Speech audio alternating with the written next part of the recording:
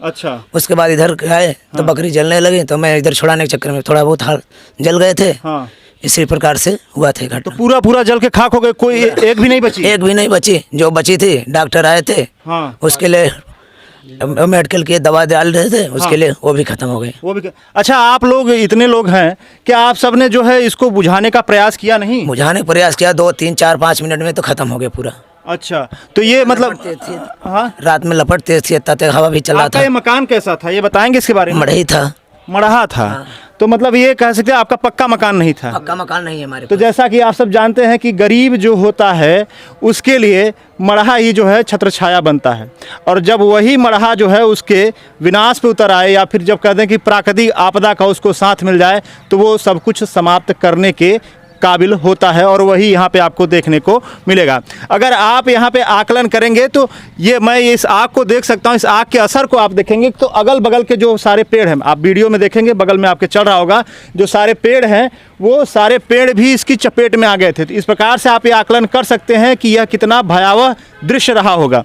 तो जो कुछ लोग हैं जो इनके पास पड़ोस के हैं, उनसे भी हम पूछने का प्रयास करेंगे। तो भैया आप बताएंगे क्या मतलब ये आप लोगों ने बुझाने का प्रयास नहीं किया, आए नहीं आप? बुझाने के लिए बहुत सारे लोगों ने प्रयास किया, लेकिन आग इतनी तेज लपक में थी। हाँ। तब तक रात का समय था, सब सोए हुए थे।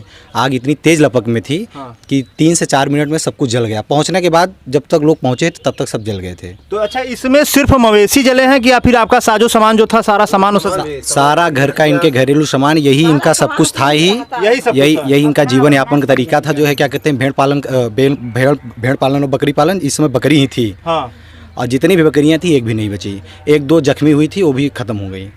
अब आप ईश्वर के प्रकोप का आकलन इसी प्रकार से कर सकते हैं कि इनके पास एक भी मवेशी बचा नहीं है जिससे आगे की अपनी जो है आय या फिर इनकम चला सके, अपने परिवार का जो है पालन पोषण कर सके। माता जी, ये जो है ये इनके पिताजी हैं। सब आप इनसे मिलिए, इनकी स्थिति आप देख सकते हैं कि किस प्रकार से स्थिति है। तो आप जो है कुछ अनुरोध करना चाहेंगे? आप रोइए मत, पहले तो आप रोइए मत। आप ये बताइए कि कुछ प्रकार से शासन प्रशासन से कोई अनुरोध करना चाहेंगे? हमारे पास कुछ नहीं। कुछ नहीं? कुछ नहीं है। आप रोइए मत। देखिए, मेरा आप सबसे पहले ये अनुरोध है कि आप देखिए नीचे गूगल पे नंबर चलेगा, ठीक है, जो इनके पुत्र का है। और आप जितने भी दर्शक हैं, आपसे निवेदन है कि अगर आप जो कुछ भी अनुदान दे सके दीजिए, इस परिवार का जो कल्याण कर सके करिए। क्योंकि हम ऐसे वैसे तो पैसे बहुत खर्च कर सकते हैं, लेकिन अगर आज यहाँ पे अगर आपने मदद किया तो उसको सीधा सीधा ईश्वर देख रहा है। और ये आपकी परीक्षा की घड़ी है, हमारे परीक्षा की घड़ी है। मैं कुछ और लोगों से कहना चाहता हूँ। जी बोलिए। अगर इनको एक पक्का मकान मिल जाए, क्योंकि सरकार की जो है स्कीम, सरकार के स्कीम के तहत जो है 2022 तक वादा था सरकार का। प्रधान के आज सर अगर देखा जाए तो यह कुणवा गांव में सबसे गरीब है, और सारा काम प्रधान का होता है, और आंखों में भी आंसू, बोलिए, और नेकपाल का होता है। कभी ना निरीक्षण किए कि कॉलोनी इस व्यक्ति को दिया जाए, जो कि अपने मड़हे में एक कुटिया में पालन पोषण कर रहे थे, और कुदरत की देन थी, आग तो लगी गया, वो भी अच्छा नहीं लगा। आज भारत विश्वगुरु बनने की राह पर अग्रसर है। भारत तरह तरह के दावे कर रहा है। और भारत के दावे को अगर बगल कर दिया जाए तो मुख्यमंत्री जी का भी लक्ष्य है कि भारत यूपी को 1 ट्रिलियन की इकोनॉमी बनाना। आप ये सोचिए कि एक जो गरीब जनता है उसको अगर प्रधानमंत्री आवास योजना का कोई लाभ नहीं मिला। अगर आप देखिए इनको तो इनको शौचालय का किसी प्रकार का लाभ नहीं है। अगर जिसको वास्तविक लाभ की आवश्यकता है उसको लाभ नहीं मिल रहा है तो ये कमी किसकी है? प्रशासन की है, सरकार की है, या फिर किसकी है? ये आवाज आपको उठानी है। आप बताइए, आपकी मांग है?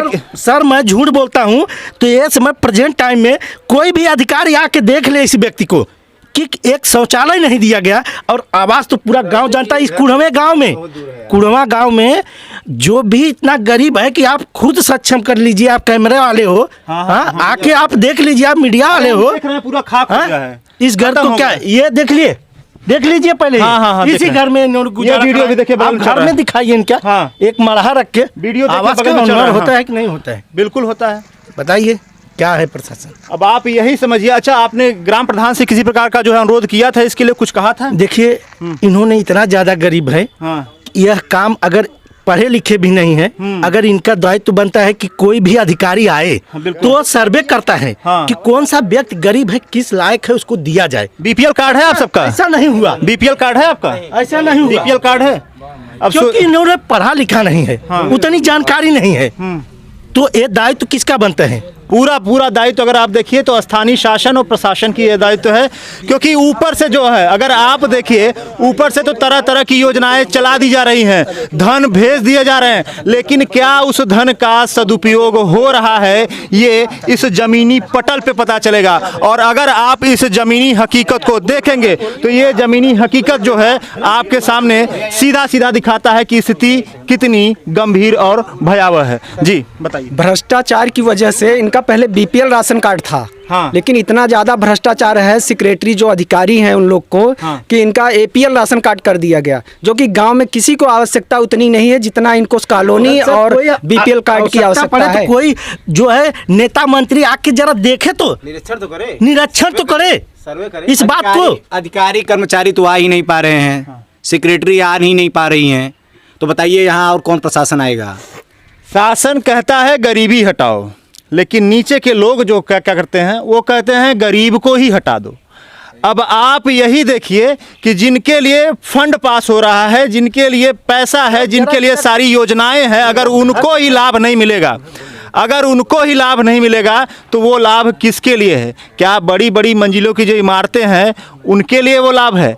क्या बताइए कि इनकी स्थिति ये है कि आप खुद देखिए, इनकी स्थिति एकदम दयनीय है। आज आय का स्रोत नहीं है, इनके घर चूल्हा नहीं जला है, खाने के लिए नहीं है। अब ये खाने के लिए कहाँ जाएंगे?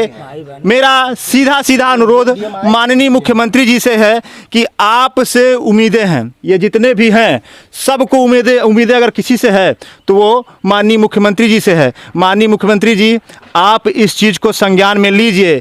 अगर इस परिवार का मदद नहीं होता है तो ये मानवता की हानि होगी। हाँ बिल्कुल, अगर आप कुछ कहना चाहते हो। सर आप यहीं आए हैं, आप तो पत्रकार हैं, हम लोग क्या जाने, सिर्फ इन्होंने पढ़े लिखे नहीं, उतनी जानकारी नहीं है। बिल्कुल, जागरूकता का अभाव है। प्रशासन का काम होता है। बिल्कुल, प्रशासन सरकार बनाया है कि कहीं भी जाए कोई गरीब है, कहते हैं ना कि गरीबों के लिए सब कुछ होता है। बिल्कुल। आप बताइए क्या गरीबों के लिए हुआ?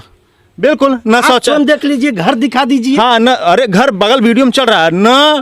न शौचालय है, न आवास है, न आय का कोई स्रोत है, न बीपीएल कार्ड है, और इनकी स्थिति ये है। आप देखिए खुद, इनकी स्थिति ये है। अगर इनकी मदद नहीं होगी, अगर इन्हें इन सब योजनाओं का लाभ नहीं मिलेगा तो फिर ये योजनाएं बनाई किसके लिए गई हैं? ये आपको डिसाइड करना है, आपको निर्णय करना है, और आपका एक नैतिक कर्तव्य बनता है। मैं फिर से अपील करूंगा, नैतिक कर्तव्य यह है कि सिर्फ वीडियो देखकर लाइक करके आगे जो है अगले वीडियो पे जाने का मतलब ये नहीं है। आज अगर आप इनको जो अनुदान देंगे वो सीधा सीधा ईश्वर देख रहा है।